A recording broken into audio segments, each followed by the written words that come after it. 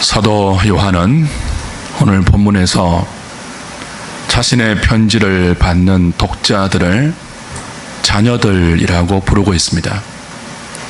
자녀들이라는 호칭은 편지 내내 자주 반복됩니다. 이미 2장 1절에서도 나의 자녀들이라고 불렀고요. 오늘 본문 12절에서도 자녀들이라고 부르죠.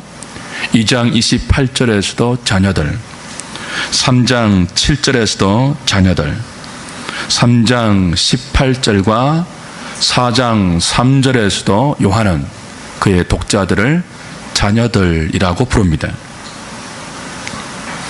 사도가 자녀들이라고 부르는 자들이 누구일까요? 다시 12절을 한번 보십시오. 자녀들아, 내가 너희에게 쓰는 것은 너희 죄가 그의 이름으로 말미암아 사함을 받았음이요. 너희 죄가 그의 이름으로 말미암아 사함을 받은 자, 곧 예수님의 이름으로 죄를 용서받은 자가 자녀들입니다. 성도들이 예수님의 이름으로 죄를 용서받고 하나님의 양자 되지 않았습니까? 그러니까 요한은 그렇게 하나님의 자녀된 모든 자들을 자신의 독자로 불러서 이 편지를 쓰고 있는 거죠. 특이한 것은 12절에서 자녀들이라고 독자를 칭하고 나서 13절, 14절에서는 이 자녀들을 아비, 청년, 아이라는 세 가지 다른 호칭으로 나누어서 부르고 있다는 점입니다. 해석에 논쟁이 있는 구절입니다. 어떤 분들은 아비들, 청년들, 아이들을 교회 안에 있는 성도들의 신앙 성숙도에 따라서 이렇게 분류했다, 그렇게 해석합니다.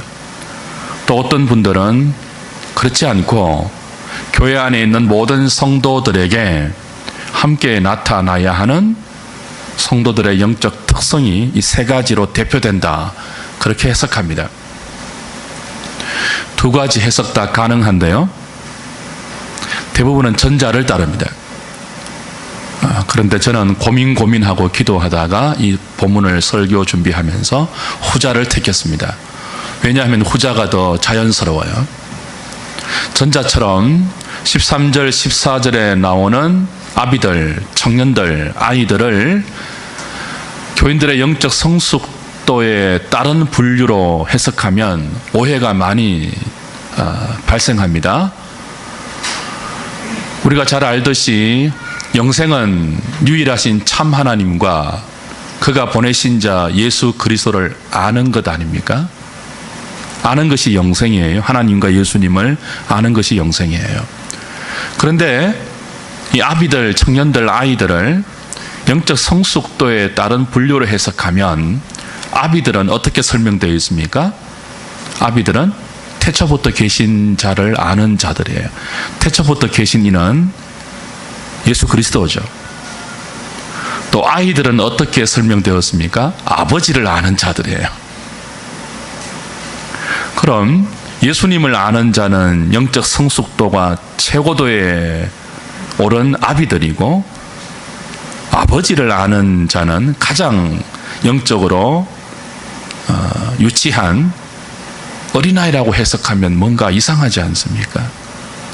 영생이 하나님도 알고 예수님도 아는 것인데 이 아는 것을 둘로 성숙도에 따라서 나누어서 구분한다는 것이 매끄럽지 않아요. 적합해 보이지 않습니다. 특별히 청년들의 특징을 강하여서 말씀 안에 거하여 악한 자를 이기는 자들이라고 하지 않았습니까? 근데 이것도 영적 성숙도에 따라서 아주 영적인 그 강한 상태에 있는 수준의 성도들이 이기는 자다, 이렇게 해석하면 청년들만 이겨야 됩니다. 요한일서 5장 4절에 보면 이런 말이 있어요. 무릇 하나님께로부터 난 자마다 뭐 한다고요? 세상을 이긴다고 했죠. 하나님께로부터 난 자마다예요. 강한 자만이 아니고, 영적으로 강해서 청년들이라고 분류할 수 있는 그런 자만이 아니고, 무릇 하나님께로부터 난 자마다 믿음으로 세상을 이긴다라고 하거든요. 그러니까 모든 그리스도인들이 이겨야 하지 않습니까? 어린아이도 이겨야 되고 청년들도 이겨야 되고 아비들이라고 비유한 이런 그 자들도 이겨야 돼요. 모든 그리스도인이 하나님을 알아야 되고요. 예수님을 알아야 돼요. 모든 그리스도인이 악한 자를 이겨야 돼요. 그래서 두 번째 해석을 취하는데요. 이것이 본문을 해석하는데 훨씬 더 매끄럽고 논리적으로도 타당합니다. 예수님의 이름으로 죄를 용서받고 하나님의 자녀가 된 성도들은 모두 아버지를 알아야 합니다. 성부 하나님을 알아야 됩니다. 모두 아버지가 보내신 성자 예수님을 알아야 합니다. 모두 말씀 안에 거하면서 악한 자를 이겨야 합니다. 한 번만이 아니고 계속 그래야 합니다. 모든 그리스도인들은 계속 회개를 통해서 죄를 용서받아야 되고, 모든 그리스도인들은 계속 말씀 안에서 하나님과 아들을 알아가야 되고, 모든 그리스도인들은 계속 말씀 안에 거하면서 악한 자, 곧 사탄을 이겨가야 합니다. 계속 그렇게 살도록 우리는 요구받고 있고 부름받고 있죠. 어떻게 그럴 수 있을까요? 어떻게 계속 하나님을 알아가고 계속 예수 그리스도를 알아가고 계속 말씀 안에 거하면서 악한 자를 이길 수 있을까요? 사랑할 때입니다.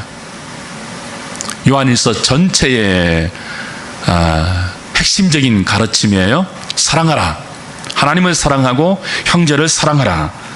사랑할 때 예수님을 더 알 수 있고, 사랑이신 하나님을 더 알 수 있고, 사랑할 때 사랑이 아닌 악한 자를 이길 수 있다는 것이 사랑의 사도 요한의 권면입니다.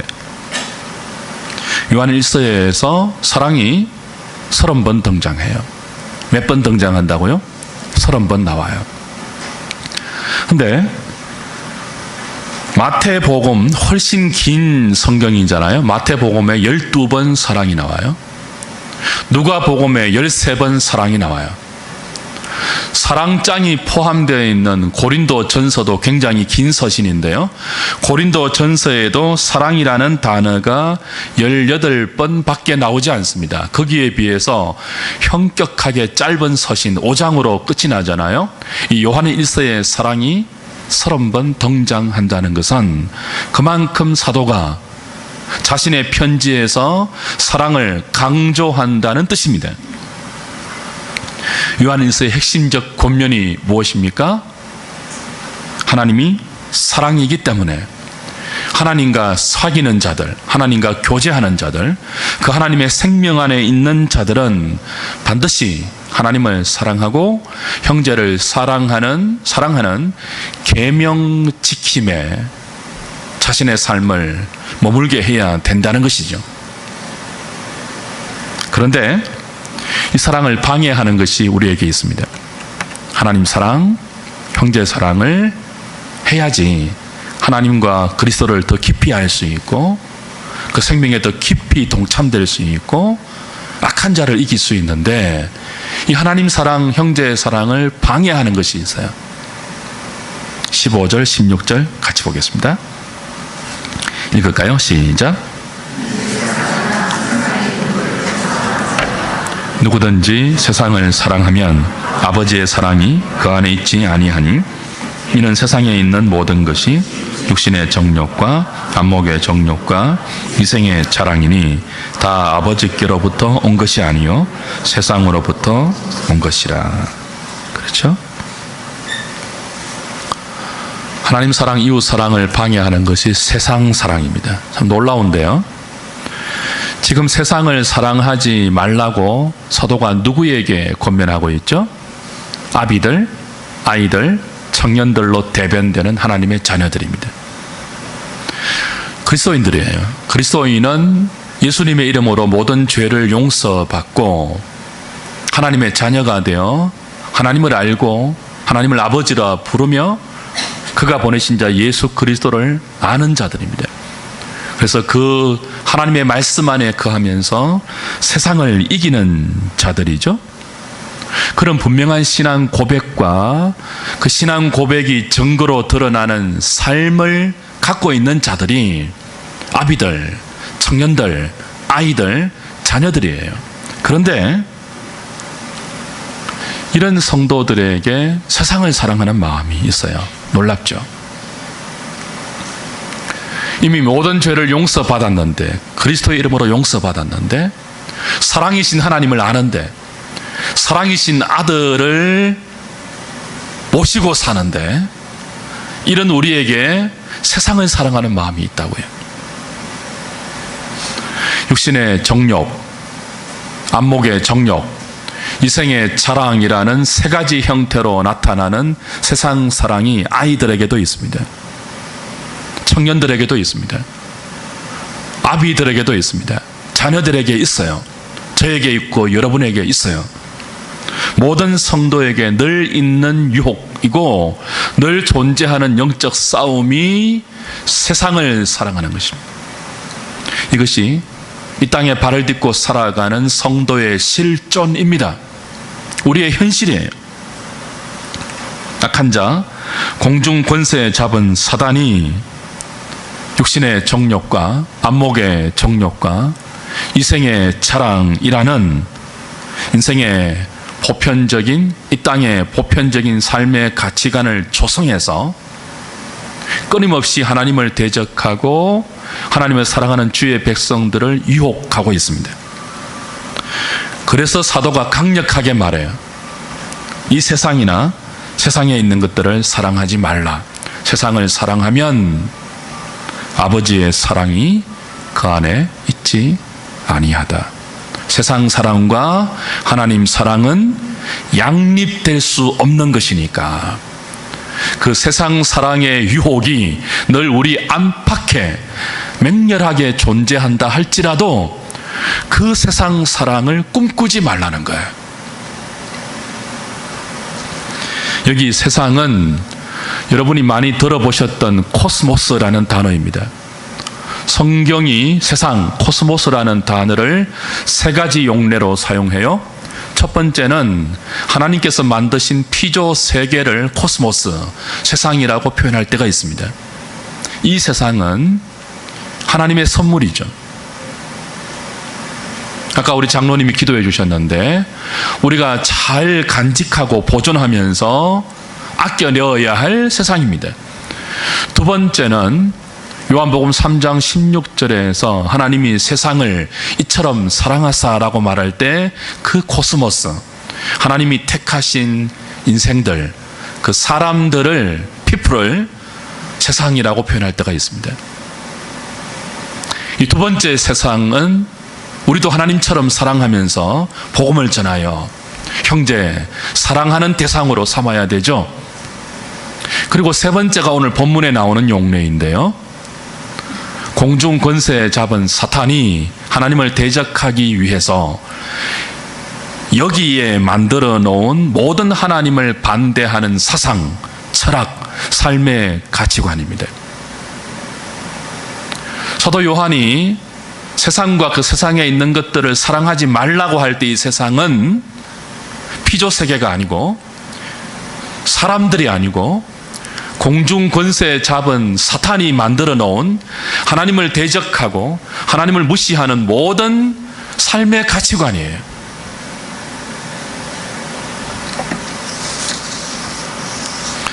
원수 마귀는 하늘에서 쫓겨났습니다. 하나님으로부터 공중 권세 잡은 것을 허락받고 허용받고 그가 한 일이 뭡니까? 인간을 하나님을 대적하는 가치관으로 유혹하는 거예요. 그게 육신의 정욕, 안목의 정욕, 이생의 자랑입니다. 이 모든 것들은 세상에서 나왔는데요. 이 가치관을 누가 조장했다고요? 공중 권세 잡은 우리의 원수, 하나님의 원수 사탄과 그의 졸개 마귀들입니다. 에베소서 2장 2절 3절을 한번 보십시오. 이거 이미 에베소서 강의할 때 다 확인했던 거예요. 2장 2절 3절 같이 읽습니다. 그때 너희는 그 가운데서 행하여 이 세상 풍조를 따르고 공중의 권세 잡은 자를 따랐으니 곧 지금 불순종의 아들들 가운데 역사하는 영이라. 전에는 우리도 다 그 가운데서 우리 육체의 욕심을 따라 지내며 육체와 마음에 원하는 것을 하여 다른 이들과 같이 본질상 진노의 자녀이었더니. 그렇죠? 공중 권세 잡은 자가 역사하고 있다고 사도가 말합니다. 이 공중 권세 잡은 자가 사탄이에요. 근데 무엇으로 역사합니까? 육체의 욕심, 육체와 마음에 원하는 것을 따라 살도록 역사해요. 여기 육체의 욕심이 육신의 정욕이라고 해석할 수 있습니다. 마음에 원하는 것은 안목의 정욕과 이생의 자랑이라고 번역할 수 있어요. 육신의 정욕이 뭡니까? 모든 경건치 않는 욕망입니다. 하나님께서 허락하신 아름다운 욕망, 거룩한 욕망이 아니고 모든 경건치 않는 더러운 욕망이 육신의 정욕이에요. 감각적 만족을 추구하며 사는 삶의 태도이죠. 안목의 정욕이 뭘까요? 말 그대로입니다. 눈에 보이는 것을 추구하고 눈에 보기에 좋은 대로 살아가는 삶의 태도예요. 눈에 보이는 것을 욕망의 대상으로 삼고 그 눈에 보이는 그 모습, 외형, 그것을 삶의 최고의 가치로 삼아서 그 외형을 추구하는 것. 안목의 정욕입니다. 보이는 집, 보이는 차, 보이는 별장, 권력, 이런 것들을 얼마나 더 많이 소유하는가에 인생의 전부를 거는 사람들은 안목의 정욕에 허우적거리는 사람들이죠. 눈에 보이는 것을 행복과 불행의 척도로 판단하는 저속한 삶의 가치관, 안목의 정욕입니다. 이 안목의 정욕에 빠지면 영원한 것에 관심을 두지 않아요. 이생의 자랑이 뭡니까? 이생이에요. 여기에 속한 자랑이에요. 눈에 보이는 것을 쫓아 사는 안목의 정욕, 모든 더러운 욕망을 쾌락적으로 추구하는 감각적인 육신의 정욕이 궁극적으로 지향하는 것은 이생의 자랑입니다. 자기 영광이에요. 자기를 높이고 사람들 앞에 자기를 인정받고 싶어하고 박수받고 싶어하는, 그래서 자기를 드러내어 뽐내어서 자랑하고 싶은 모든 마음, 그런 자리에 올라서면 성공이라고 말하고 자랑할 것이 없다고 생각하면 실패라고 말하는 모든 이 땅의 삶의 가치관, 이생의 자랑을 추구하는 것입니다. 여러분이 집 자랑하고 자식 자랑하고 남편 자랑하고 옷 자랑하고 돈 자랑하고 권력 자랑하고 외모 자랑하고 학력을 자랑하는 삶의 수준에 머물러 있다면 이생의 자랑을 추구하는 것에서 자유롭지 못한 것입니다. 이 모든 것, 육신의 정욕, 안목의 정욕, 이생의 자랑은 하나님이 만드신 가치관이 아니에요. 누가 만든 거라고요? 공중권세 잡은 사탄이 조장해 놓은, 세상을 사랑하도록 조장해 놓은 사탄의 작품입니다. 우리 조상 아담과 하와도 이 사탄의 작품에 걸려서 죄에 빠졌지 않습니까? 하와가 사탄의 말을 들었죠. 하나님 먹지 말라고 한 선악을 알게 하는 나무의 열매가 사탄의 말, 욕심을 자극한 것이었는데요. 말을 듣고 나서 먹음직하고 육신의 정욕이에요. 보암직하고 안목의 정욕이에요. 먹기에도 탐스러울 만큼 이생의 자랑이에요. 이 세 가지 정욕이 훅 하고 들어왔어요. 사탄이 심어놓은 것입니다. 사탄이 자극하고 유혹하고 미끼를 던진 거예요. 이건 거절해야 하는 것인데 이 루어에, 이 낚시에 하와가 걸렸죠. 그래서 따먹었습니다. 자신만 먹는 것이 아니고 남편에게도 먹으라고 육신의 정욕과 안목의 정욕과 이생의 자랑으로 도전했어요. 아담도 여기에 넘어갔어요. 같이 따먹었죠. 그 순간부터 인간은 하나님을 사랑하는 존재가 아니고 세상을 사랑하는, 세상을 사랑하기 위해 사탄이 만들어 놓은 세 가지 무기, 세 가지 전략, 육신의 정욕, 안목의 정욕, 이생의 자랑이라는 덫에 빠져서 살아가게 된 것입니다. 사랑하는 여러분, 그리스도는 우리의 구원자로 오셔서 이 세 가지 정욕과 싸우셨습니다. 사탄이 공생애를 시작하는 예수님을 어떻게 시험했습니까? 이 돌을 떡으로 만들어 먹으라고 했습니다. 육신의 정욕을 자극한 거예요. 네가 하나님의 아들이면 높은 데에서 뛰어내려 네 발이 조금 더 상하지 않게 정명해라고 했습니다. 안목의 이생의 자랑입니다.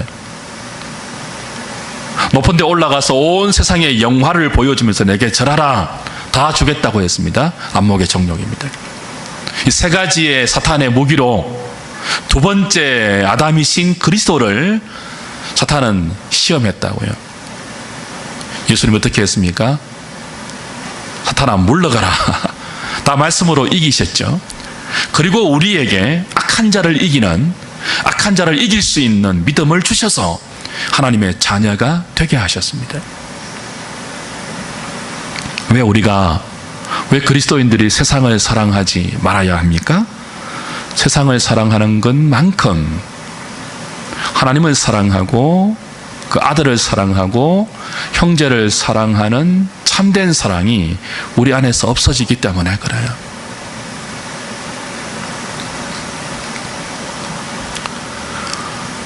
저와 여러분들의 가장 큰 영적 싸움과 현실적인 문제가 뭐냐 하면, 하나님도 사랑하고 싶고 여기에서 벗어나고 싶은 성도는 없잖아요. 다 하나님 사랑하고 싶잖아요. 근데 문제가 뭐라고요? 하나님도 사랑하고 싶고 또 뭐예요? 세상도 얻고 싶은 거예요. 세상도 사랑하는 거예요. 이 두 가지를 우리는 뭐 하려고 해요? 양립하려고 해요. 사도 요한은 돌직구를 던집니다. 모호하게 돌아서서 돌려치는 어법을 사용하지 않습니다. 직선적으로 하나님을 사랑하지 않으면, 세상을 사랑하면 하나님의 사랑이 그 안에 없다라고 말합니다. 하나님 사랑과 세상 사랑은 공존할 수 없다, 양립할 수 없다. 그러니 뭐 하라는 거예요? 꿈도 꾸지 말라고 삭을 자르는 거예요. 세상을 사랑하지 말라. 분명히 그것이 우리의 현실이고 우리의 문제이고 우리가 평생 싸워야 하는 치열한 영적 싸움이지만, 그렇다고 하나님 사랑과 세상 사랑을 동시에 가능하다고 믿는 어리석은 꿈을 꾸지 말라는 거예요.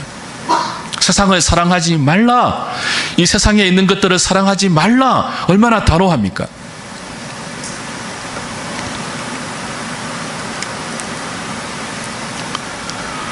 구약 이스라엘이 양립 불가능한 하나님 사랑과 세상 사랑을 동시에 가지려고 했습니다. 그들은 하나님을 사랑한다고 말했습니다. 스스로도 하나님을 사랑한다고 믿었어요. 그런데 하나님을 사랑한다고 말하는 이스라엘이 무엇도 사랑했습니까? 바알도 사랑했습니다. 아세라도 사랑했습니다. 성전에서는 하나님께 예배드렸고, 산당에서는 베델과 단에 있는 금송아지를 만들어 놓고는 바알에게 절했어요. 금송아지에게 절했어요. 금송아지를 여호와라고 부르면서 그 금송아지에게 절했어요. 왜 그랬을까요? 바알과 아세라 그리고 금송아지가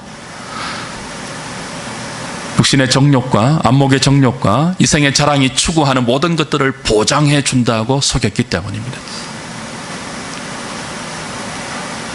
거짓 선지자들, 늘 우리에게 말하는 것이 뭡니까? 하나님도 사랑할 수 있고 세상도 사랑할 수 있다고 말하는 거예요. 축복이라는 이름으로, 성공이라는 이름으로, 비전이라는 이름으로 하나님 사랑과 세상 사랑을 동시에 성도들이 붙잡을 수 있도록 가르치는 자들이에요.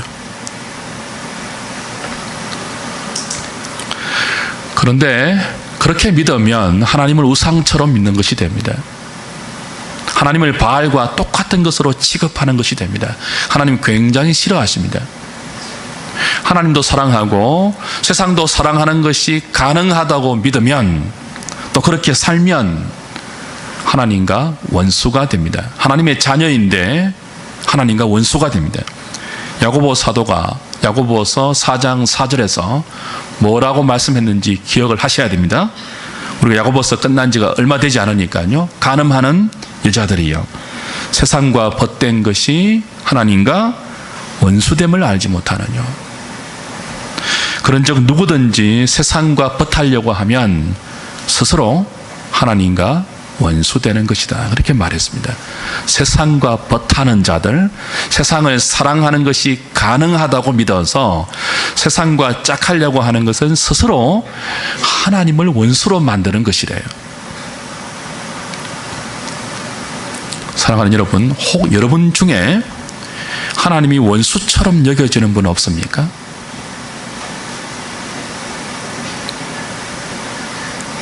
하나님이 우리를 원수처럼 대하실 때 있거든요.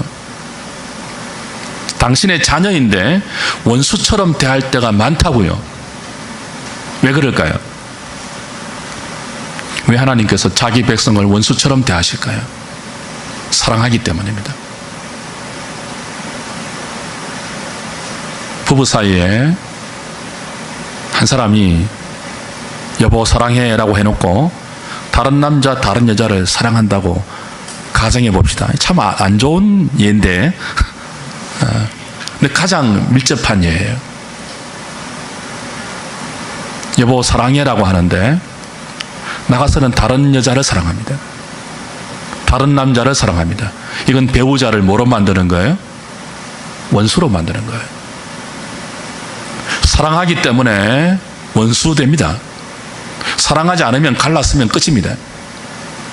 이혼하면 끝이에요. 근데 사랑하면 원수를 삼아서라도 다른 데로 흘러간 나의 사랑을 찾아와야죠. 하나님이 그런 분이에요. 하나님께서 우리를 사랑하셔서 독생자를 주셔서 우리의 죄를 용서하시고 우리를 하나님의 자녀 삼으셨습니다. 그리고 우리에게 사랑하자 그러십니다. 사랑은 여기 있으니 라고 하면서 나의 사랑 안에 들어오라, 나와 사랑의 교제를 하자, 사랑으로 사귀자, 그것이 생명이다 라고 말씀하시면서 끊임없이 사랑의 초대장을 보내고 있습니다. 근데 우리가 우둔하고 미련하고 게으르고 악하고 참으로 패역해서 이 사랑을 좋아하지 아니하고 세상을 사랑하면 하나님이 굉장히 아파하십니다. 굉장히 고통스러워하십니다. 질투하시죠. 그런데 하나님은 하나님의 사랑을 배신하고 세상을 사랑하는 자기 자녀들을 그래 이제 너하고 나하고 끝이야 이혼하자 그러는 분이 아니에요. 가슴에 피멍이 든 그 아픈 가슴을 끌어안고 고통스러워하고 아파하는 것으로 끝내는 분도 아니에요. 질투만 하고 어쩔 수 없어서 발만 동동 구르고 있는 분이 아니고 하나님을 사랑하는 삶으로 부름받았지만 하나님을 사랑하지 않고 세상을 사랑해서 육신의 정욕과 안목의 정욕과 이생의 자랑을 추구하며 살아가는 우리들을 추적하십니다. 포기하지 않고 끝까지 기다리면서 간섭하시고 우리 삶에 개입하셔서 우리가 사랑하는 그 거짓된 사랑, 사랑하지 말아야 할 것, 그 세상, 그 세상에 있는 것들, 그것들로부터 우리를 끊어내십니다.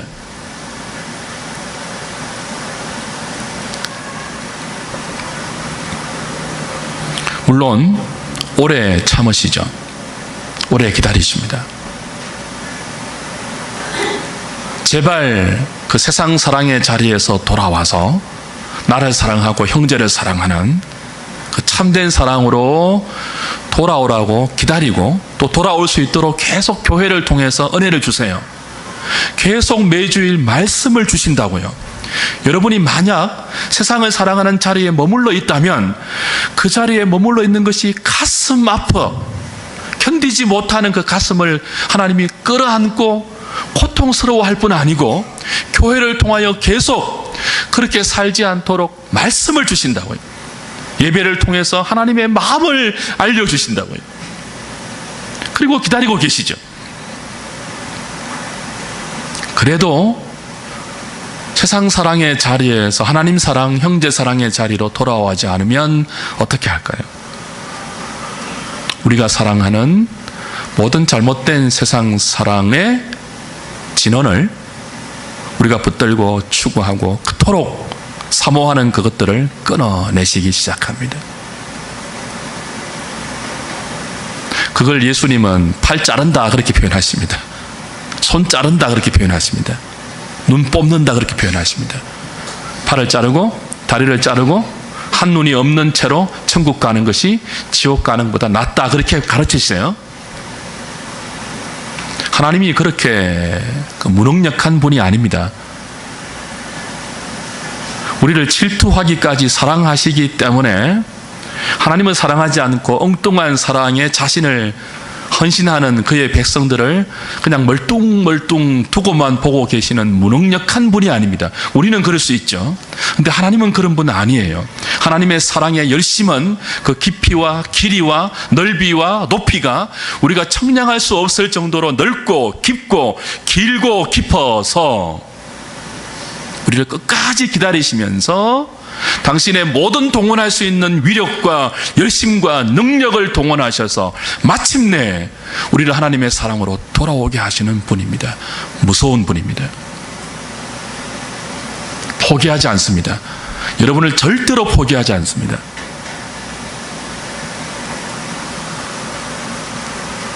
이스라엘이 그랬죠. 하나님을 사랑한다고 하면서도 그들은 바알을 사랑했습니다. 아세라를 사랑했습니다. 세상을 사랑했습니다. 하나님께서 선지자들을 부지런히 보내어서 제발 그렇게 살지 말라. 나의 언약 안에 머물러 있으면서 나를 사랑하고 이웃을 사랑하는 삶으로 돌이켜라. 그게 내 자녀들을 다운 삶이 아니냐. 부지런히 선지자들을 통해서 말씀하시고 또 말씀하시면서 기다리고 오래 참으셨습니다. 근데 우리가 알다시피 이스라엘이 돌아오지 않았죠. 오히려 하나님의 종들을 잡아서 죽였죠. 평안하다고 말하는 거짓 선지자들을 따랐죠. 그래서 어떻게 했습니까? 이스라엘의 팔을 자르시죠. 다리를 자르시죠. 바알에게로 달려가고 아세라에게로 달려가는 그 눈을 뽑으시죠. 아수르를 동원해서 북이스라엘을 망하게 하시죠. 바벨론을 일으켜서 남유다를 망하게 하시죠. 포로로 잡혀가게 하시죠. 이스라엘이 사랑하는 모든 것들을 빼앗기게 만듭니다. 그리고는 그 돌아간 자리, 팔 잘린 자리, 다리 잘린 자리, 눈 뽑힌 그 욕망의 자리, 욕망의 다리, 욕망의 손, 욕망의 눈이 잘리고 뽑힌 그 포로된 자리에서 하나님을 사랑하는 자리로 돌이키게 하십니다.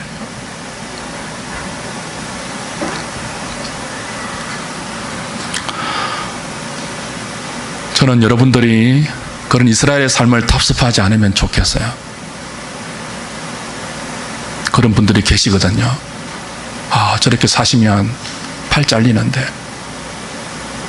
다리 잘리시는데, 눈 뽑히시는데, 그런 분이 계시거든요. 보이거든요.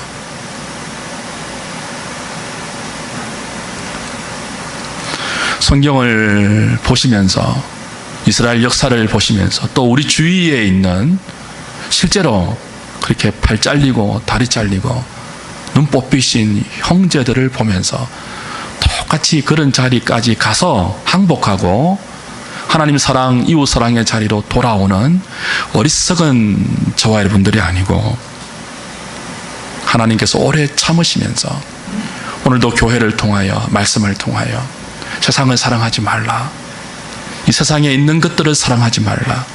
세상에 있는, 세상에서부터 육신의 정욕, 안목의 정욕, 이생의 자랑이 나오는데 이것들은 아버지에게서 나온 것이 아니다. 원수에게서 나온 것이다. 세상을 사랑하면 누구든지 그 안에 하나님의 사랑이 없다. 이 말씀들을 통해서 배우시고, 신자로서 불가능한 하나님 사랑, 이웃 사랑을 동시에 하려고 하는 그 어리석은 꿈을 버릴 수 있는 저와 여러분 되시기를 바랍니다. 주 안에 사랑하는 여러분, 하나님을 사랑할 것인가, 세상을 사랑할 것인가, 이것은 전쟁입니다. 세상을 사랑하고 육신의 정욕대로 살고 안목의 정욕대로 살고 이생의 자랑으로 살면 망합니다. 죽습니다. 하나님을 원수로 만들어서 하나님과 전쟁을 벌이는데 어떻게 살 수 있겠습니까? 어떻게 망하지 않을 수 있겠습니까? 그러므로 여러분에게 세상을 사랑하고 싶은 마음이 스물스물 올라올 때 육신의 정욕과 안목의 정욕과 이생의 자랑으로 살고 싶은 그런 욕망이 이렇게 기어 올라올 때 사도의 단호한 말을 떠올리십시오. 세상도 사랑하고 하나님도 사랑할 수 있는 그런 것 없습니다. 예수님도 그랬죠. 하나님과 재물을 겸하여 섬길 수 없다. 무엇보다 오늘 사도는 우리가 그토록 사랑하고자 하는 이 세상이 지나가는 것이라고 말합니다. 이 세상에 있는 것들도 다 지나간다고 말하고 있습니다. 세상에 있는 것 중에 지나가지 않는 것이 있습니까? 다 지나갑니다. 영원하지 않습니다.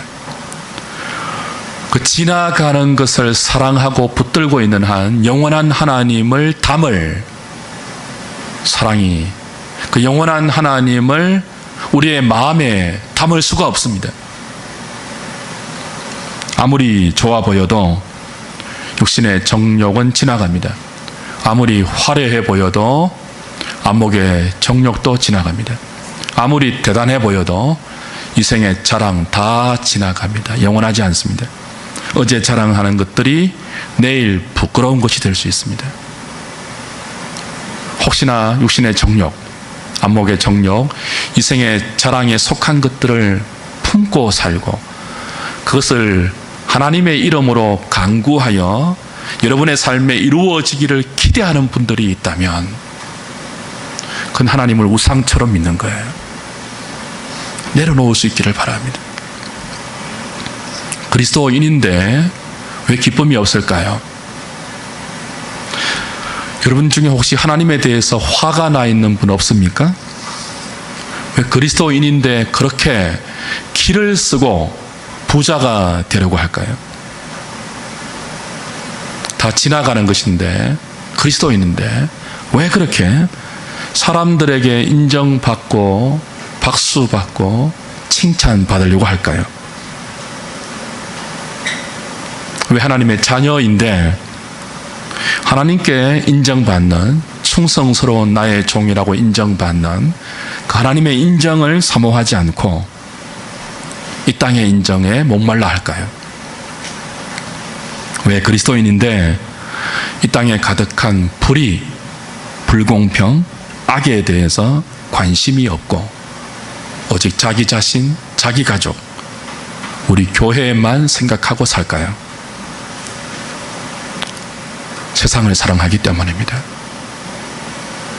육신의 정욕, 안목의 정욕, 이생의 자랑에 붙들려 있기 때문입니다. 예레미야 9장 23절, 24절을 찾고 말씀을 좀 정리하겠습니다. 예레미야서 9장입니다. 이사야, 예레미야 9장 23절, 24절입니다.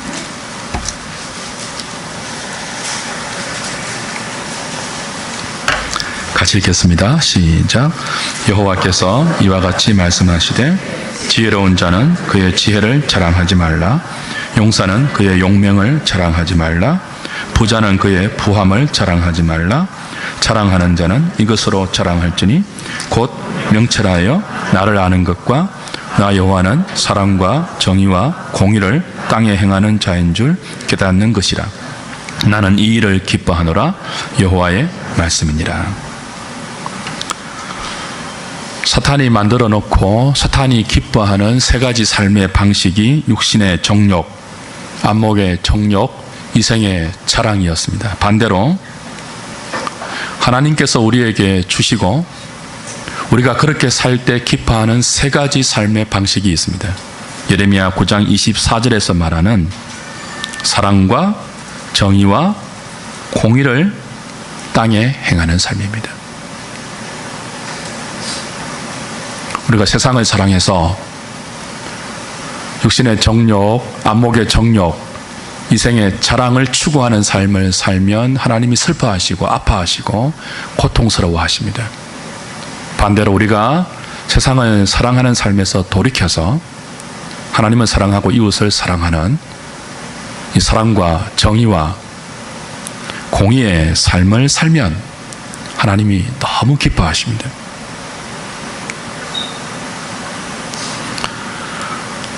이 세 가지 단어를 꼭 기억해 주시기 바랍니다. 사랑, 정의, 공의예요. 신구약 성경 가운데 가장 많이 나오는 단어입니다. 사랑은 헤세드라는 단어이고요. 정의는 체다카라는 단어이고요. 공의는 미스파트라는 단어입니다. 히브리어까지는 알지 못해도 이 세 가지는 꼭 기억하십시오. 사랑, 정의, 공의입니다. 사랑, 헤세드, 하나님의 은혜, 인애, 자비, 긍휼 그렇게 많이 번역되었죠. 정의, 체다카인데요. 사람과 사람 사이에 상호 간의 윤리적 도덕적인 바른 관계를 뜻하는 단어입니다. 서로 피해를 주지 않고 상대방을 해쳐서 나의 유익을 구하지 않는 체다카, 정의입니다. 윤리적인 발음이죠. 도덕적인 올바름이에요. 이렇게 살 때 하나님이 기뻐하세요.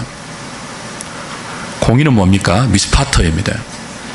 훨씬 법적인 개념입니다. 재판과 연관된 제도적, 법적으로 공의로운. 그러니까 하나님께서 우리에게 헤세드와 체다카와 미스파트를 주셔서 우리를 구원하셨습니다. 우리는 자기 사랑, 세상 사랑에 빠져서 영원히 멸망받을 죄의 종들이었죠. 구제 불가능한 멸망의 자식들이었습니다. 진노의 자녀들이었습니다. 이런 우리에게 하나님은 독생자를 보내는 헤세드 사랑을 베푸셨습니다. 이런 우리와 화목된 체다카, 의로운 은혜를 베푸셨습니다.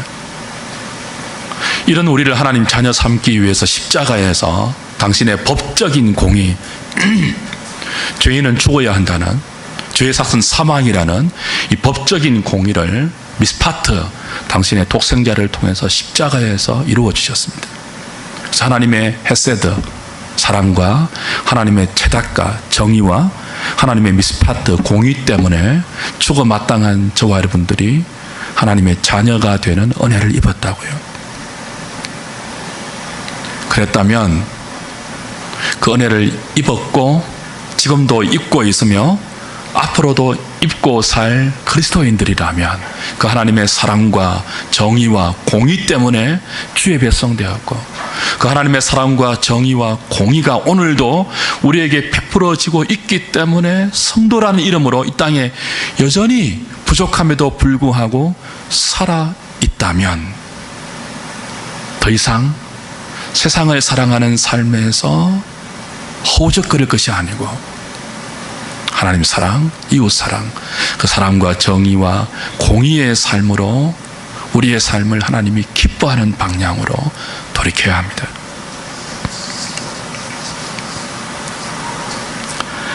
교회와 그리스도인은 사회적인 약자를 배려하고 돌보는 일에 인색하지 말아야 합니다. 우리가 하나님의 사랑과 정의와 공의를 입고 있기 때문에 그렇습니다.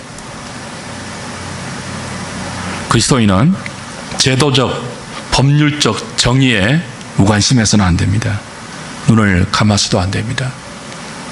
세상의 법과 세상의 정의가 약자를 억압하고 강자 편을 들 때 교회와 그리스도인은 잠잠하지 말고 하나님이 우리 편에 서셨듯이 약자 편에 서서 진리의 말씀을 선포할 수 있어야 합니다.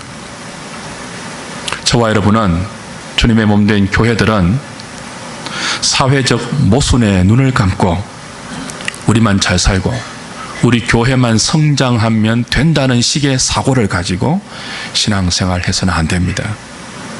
그건 정당하지 않습니다.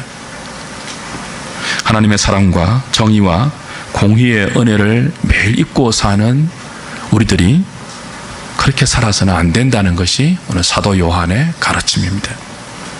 오늘 이 말씀에 근거해서 세상을 사랑해서 하나님을 원수 삼는 어리석은 자리에 머물러 있지 말고 인애와 정의와 공의를 추구하면서 하나님을 기뻐하는 하나님의 자녀들 다 되실 수 있기를 우리 주님의 이름으로 부탁드립니다. 기도하겠습니다.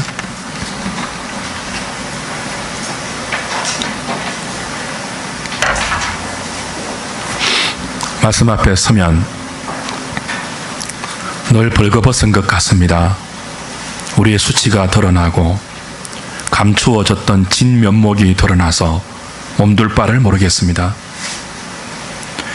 하나님께서 불가능하다고 말씀하시는 하나님 사랑과 세상 사랑에 이 부질없는 어리석은 꿈들이 우리에게 있음을 고백합니다.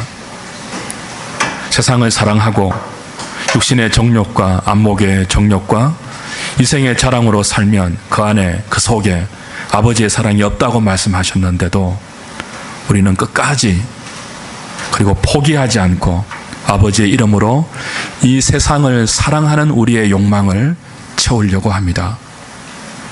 주님의 이름으로 용서하여 주시옵소서. 그리고 이 자리에서 돌이켜서 하나님의 사랑과 정의와 공의를 행하는 하나님이 아파하지 않고 기뻐하는 삶을 향하여 믿음으로 우리의 삶을 한 걸음씩 올려놓고 돌려놓을 수 있는 용기를 허락하여 주시옵소서. 그 걸음을 걸을 때마다 우리에게 허락되는 하늘의 기쁨이 우리의 노래가 되어서 흘러나오고 그 걸음이 한 걸음씩 우리의 삶의 발자국을 남기고 내디뎌질 때마다 하나님 우리에게 주시는 이 풍성한 생명의 사귐이 우리의 고백이 되고 우리의 간정이 되어서 우리의 남은 생에 날마다 자라가고 생겨나고 사람들에게 보일 수 있는 그런 믿음의 은혜가 있게 하여 주시옵소서. 예수님의 이름으로 기도하옵나이다. 아멘.